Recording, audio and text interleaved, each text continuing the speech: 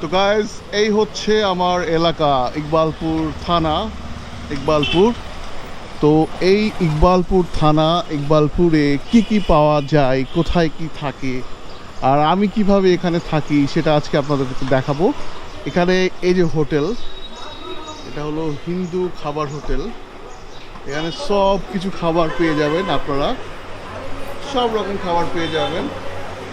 এই দাদার কাছে, এই দাদা, কেমন আছো দাদা? হ্যাঁ, খুব ভালো আছি। আপনি কেমন আছেন? ভালো। আমায় চিনো তুমি? হ্যাঁ, চিনি তো। এই দাদার কাছে আমি খাই, এখানে থাকি।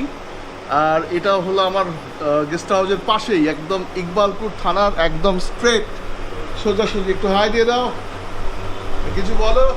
হাই, কেমন আছেন সবাই? ওকে ওকে। তো এই হচ্ছে আমার এই দাদার কাছে আসবে। দাদার এখানে রুমও পাওয়া যায়, দাদা রুমও দেয়, সব কিছু দেয়। আর এক দিদি আছে, দিদি আমাদেরকে ভালোভাবে খাওয়ায়। হ্যাঁ, তো এই হলো আমার একটা হোটেল। আর এই দিকটায় আরও অনেক হোটেল আছে, গেস্ট হাউস আছে। এটা হলো Kolkata guest house, Kolkata guest house, star guest house. এখানে গেস্ট হাউসের অভাব নেই, অনেক গেস্ট হাউস আছে। এবং বাংলাদেশ থেকে যারা আসে তারা ম্যাক্সিমাম হচ্ছে এখানে থাকে। মানে এখানে খরচটা অনেক কম হয়। নিউ মার্কেট এলাকায় বা নিউ মার্কেটের আশেপাশে থাকলে যে পরিমাণ খরচ হয়ে যায়, তো অনেকটা এখানে খরচটা সেভ হয়। মানে এই এলাকায় জিনিসপত্র খাবারের দাম অনেক কম। সো এটার জন্য এই এলাকাতে সবাই থাকাটা বেশি পছন্দ করে। তো আমিও মূলত এখানেই থাকি। তো এখানে মূলত এটা সম্পূর্ণ মুসলিম এলাকা, মুসলিমদের জন্য এটা ভালো এলাকা। এখানে সব কিছু পাওয়া যায়, গরুর মাংস পাওয়া যায়, তারপরে মুসলিম খাবার যেগুলো সেগুলো সব কিছু পাওয়া যায় রিজনেবল প্রাইসের মধ্যে, অনেক কম খরচের মধ্যে সব কিছু পাওয়া যায় আর কি। তো গাইজ, এইটা হচ্ছে ইকবালপুর নার্সিং হোম। এখানে এই নার্সিং হোমটা খুব ভালো, লেডিসদের ট্রিটমেন্টের জন্য ভালো। এখানে যারা ওই বাচ্চা ডেলিভারি হয় বা এইসব ব্যাপারগুলো নিয়ে এখানে ভালো ট্রিটমেন্ট হয়। আর এখানে দেখুন যে এখানে কিন্তু অনেকগুলো কমিউনিটি সেন্টার আছে। মানে মুসলিমদের যে বিবাহের যে অনুষ্ঠানগুলো হয় রাতের বেলা, এখানে সেই কমিউনিটি সেন্টারগুলো আছে। এবং এখানে অনেকগুলো মসজিদ একসাথে আছে, বড় মসজিদ, ছোট মাঝারি সব রকম মসজিদ এখানে অনেক আছে। এবং এখানে অনেক কসাই আছে যারা এখানে গরুর মাংস বিক্রি করে, কাঁচামালের বাজার আছে। তো এগুলো সব দেখাবো আপনাদেরকে। কেমন আছো দাদা? ভালো ভালো। মাছ কত করে বিক্রি করছো? 250 টাকা শুধু মাছ। শুধু মাছ? আর কেটে কিভাবে বিক্রি করো তোমরা এখানে? এই মাছটা কিভাবে বিক্রি করো? পিস হিসাবে বিক্রি করো? হ্যাঁ, পিস হিসাবে খালি পিস নেবে। হ্যাঁ, মাথা দিয়ে নেবে। এটা পিসের দাম কত পড়বে? 100 গ্রামের দাম 30 টাকা। এই মাছ এরকম ভাগ করে দাও না? হ্যাঁ, মাথা দিয়ে, মাথা ছাড়া গোটা। মানে এক একটা ক্যাটাগরিতে এক এক রকম দাম। তোমার নামটা একটু বলে দাও। আমার নাম রাজু। রাজুদার কাছে এরকম কাটা মাছ পাওয়া যায়। তো মাছের যতটুকু দরকার ততটুকুই দিবে, এক পিস হলে এক পিসই দিবে, এইরকম একটা সিস্টেম। গাইস দেখুন, এটা একটি মসজিদ এবং মসজিদে এখন আজান দিচ্ছে। এখানে খুব সুন্দর একটি মসজিদ, শুধু একটি না, আরও এখানে বেশ অনেক মসজিদ আছে। আর এখানে দেখতে এই যে গরুর মাংস কত করে কিলো দাদা? 300। আর হাড্ডি মাংস কত? 300। ওকে ওকে। আপনি এখানে প্রতিদিন বিক্রি করেন? হ্যাঁ, ডেলি বিক্রি করেন প্রতিদিন? মাশাআল্লাহ, মসজিদটি অনেক সুন্দর। এবং এখানে 5 ওয়াক্ত নামাজ এবং আজান দেয় এখান থেকে।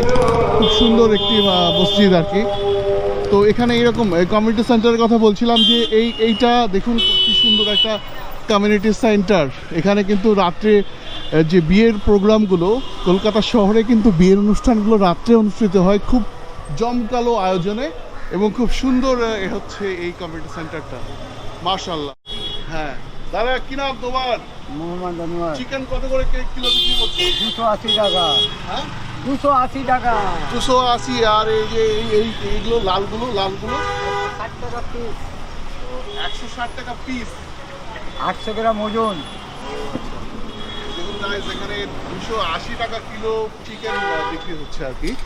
আর আমরা যেটা দেখলাম বিফের দামও ওই মোটামুটি একই রকম আসলে। এখানে বিফ নাও চিকেন নাও ওই সেই সেম দাম। আর বাংলাদেশে 4 গুণ দাম বেশি। হ্যাঁ, তো এই হচ্ছে ব্যাপার। কিন্তু ইন্ডিয়াতে ওই বিফ চিকেন এগুলো মোটামুটি একই, শুধু মাটনের দাম বেশি। মাটন বলতে গেলে খাসির মাংস যেটা আমরা বুঝি সেটার দামটা একটু বেশি। তো গাইস, আর একটি চিকেন শপ, এটার নাম হচ্ছে ওয়ারশি চিকেন সেন্টার। তো এখানে দাদা চিকেনটা আছে। দাদা চিকেন কত করে কিলো? 280 টাকা।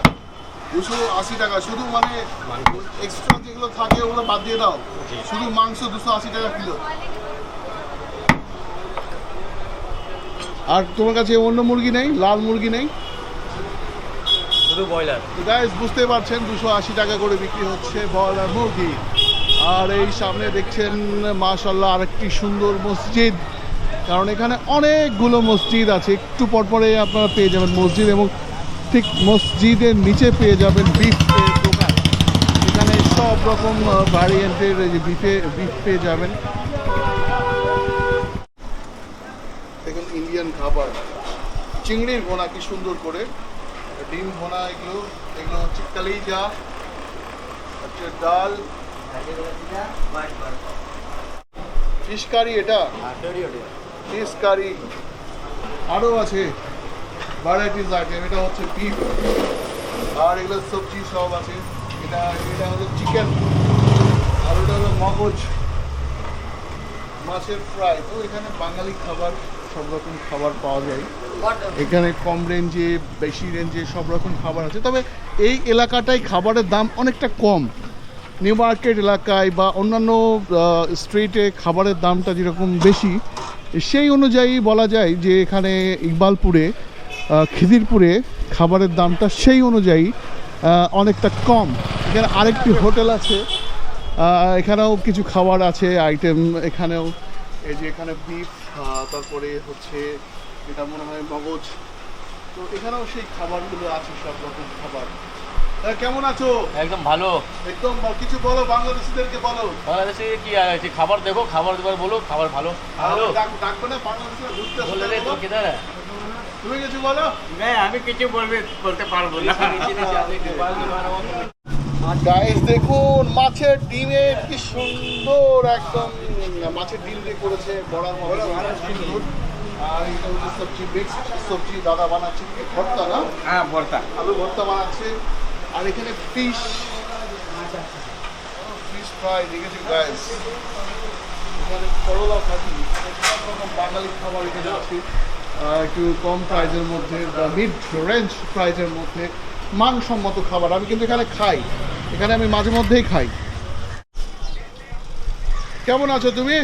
ভালো। গাইস, ও হচ্ছে আমার ফ্রেন্ড। আমার ওই যে ভিডিওগুলো, ও কিন্তু আমার ভিডিওগুলো দেখে। একটু হাই দিয়ে দাও, বাংলাদেশে দিয়ে হাই দিয়ে দাও।